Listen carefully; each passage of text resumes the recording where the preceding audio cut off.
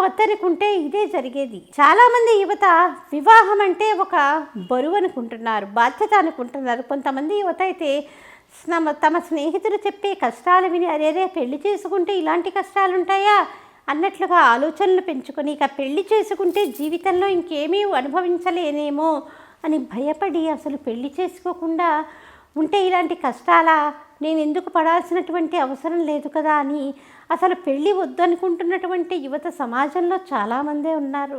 జీవితంలో మధురానుభూతులు మనం పొందగలిగేది ఒక జీవిత భాగస్వామితో మాత్రమే. మన అమ్మా నాన్న మనకి తోడుగా ఎక్కువ కాలం ఉండరు. అలాగే మన తోబుట్టువులు కూడా వారి వివాహమైన తర్వాత ఎవరికి వారే అయిపోతారు. మరి మనకి తోడు నీకు కూడా వృద్ధాప్యం వస్తుంది కదా, అది కాలగమనంలో వచ్చి తీరుతుంది. మరి శేష జీవితం గడపడానికి ఒక తోడు కావాలి కదా, ఒక పురుషుడికైనా స్త్రీకైనా. అందుకే ఇలాంటి విషయాల్లో మటుకు తప్పుడు మాటలు వినకూడదు.